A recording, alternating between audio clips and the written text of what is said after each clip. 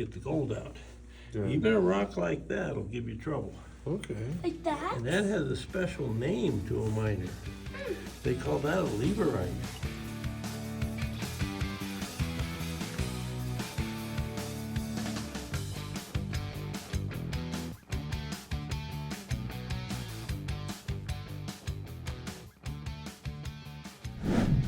Okay, so tell us about the when we woke up to leave the Four Seasons.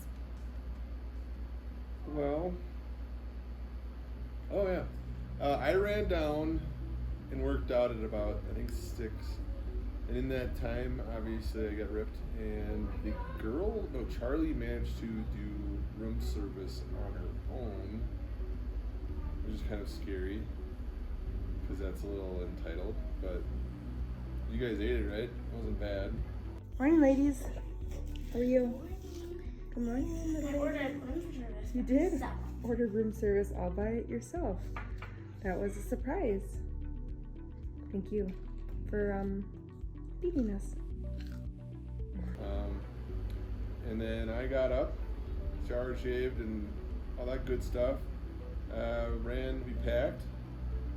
In order to park our truck into the secure parking lot, I had to take the ski rack off. So good old dad was the manual laborer for about 20 minutes and taking skis out of ski rack, putting ski rack on truck, putting skis back in ski rack.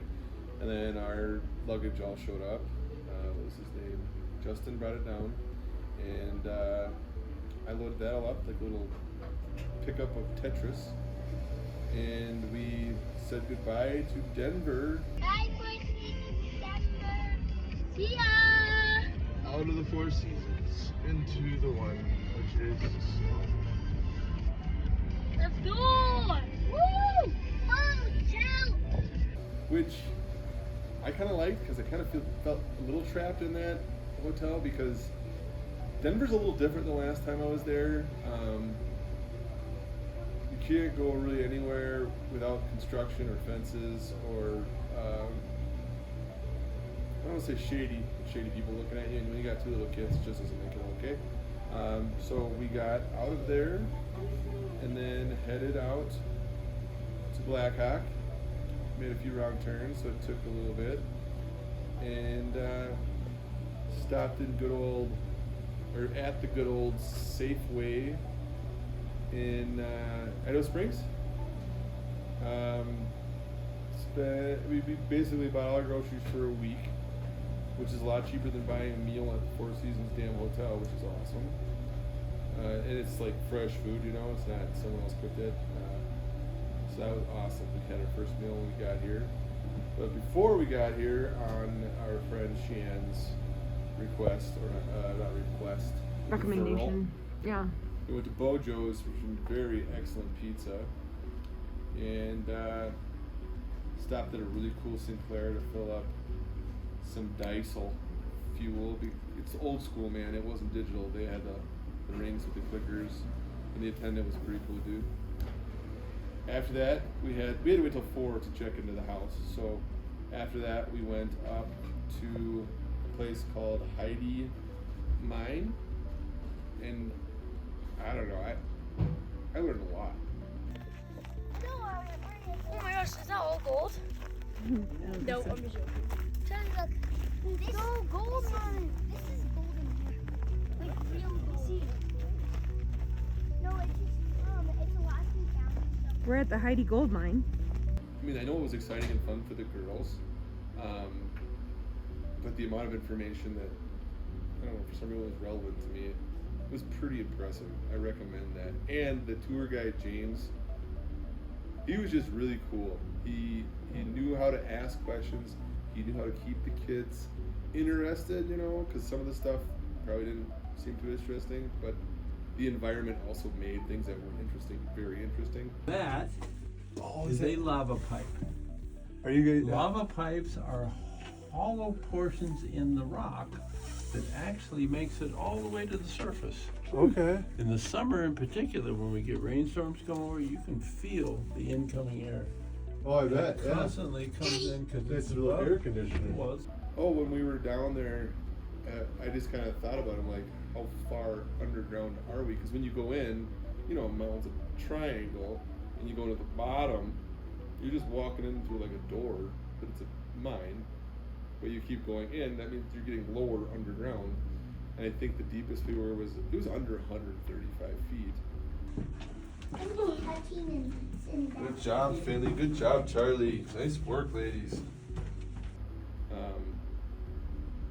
But I mean, it's weird. You don't really care because like the guide is super good at keeping you on task, and the information's interesting enough where you're more interested in that. You don't really freak out unless you're heading. We managed to get some gold off of the wall, so we banged on with the jack and a pick. The girls really liked that. They dug that. We got those in little baggies. Looking for gold. Are you mining? Looking for gold. Looking for gold. Oh, well. Let me see. There's nothing there. Yeah, there is. No, there's not. Go right here. Trust me there. And then we also got to pan for gold. There you go.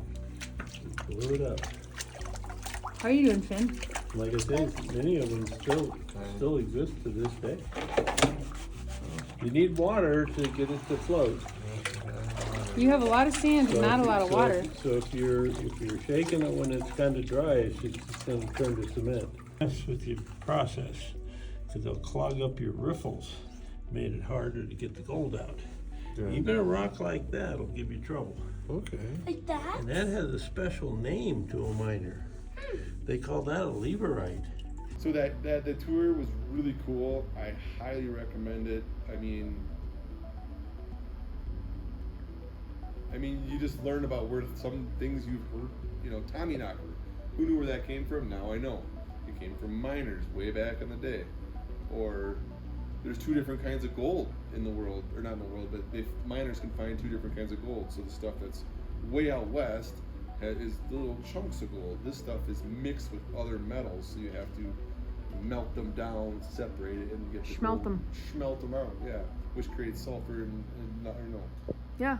a lot of it. It so emits it's bad. sulfur. And, So that makes acid rain. So when you do that, that's not good. What else did we learn under there?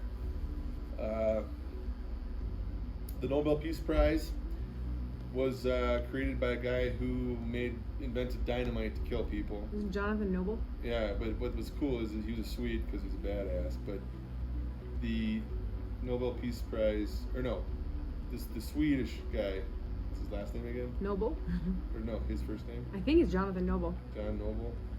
His maid. Like his maid made him consciously like insecure about too much death you're spreading, so he transferred it over to the I think when he found mining, or it wasn't just mining, but he changed it from selling it just for military purposes. It went to saving lives rather than killing people. why did it save lives? Because it was a controlled explosion. Like you had fuses, like back in the day they'd shove powder in there. Also, the problem they had was with black powder, if it gets wet, it's pointless. So these are dynamite virtually, waterproof. If there's a little water mixed in black powder, the dry stuff will still go off. So if it doesn't go off and someone's going in there to fix it, that's where the danger came in, I believe. But the dynamite made it more of a controlled explosion, or a controlled and timed explosion. Oh, the other thing that was cool is they would have these little coins that had little holes in them, and they would put, whenever they would go in, they would put one of the coins, because it was a match, it was a pair, they'd put one of the coins on a little hook with a name, and then the other coin would go in your pocket, so that when they knew, one person was still in the mine, they wouldn't blow up things or whatever. And if, there was a cave-in, which the mine we went in, there had never ever been any cave-ins. If there was a cave-in, you might get smushed, but the coin, you could be identified via the coin. After that, we took ourselves, jumped back in the truck, and made an excursion to the beautiful home cabin we are in now, which has been, I don't know, just Magical. that's a word. It brings creativity, ingenuity, hard work, a lot of artistic beauty, so much stuff all into one place.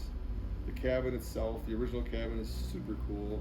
The tree house is unbelievable, and it works really well for us because Heather needs to work and it needs to be quiet. So when I'm working with the girls at school stuff, we're over here, she's over there, and there's nobody stepping on anybody's toes.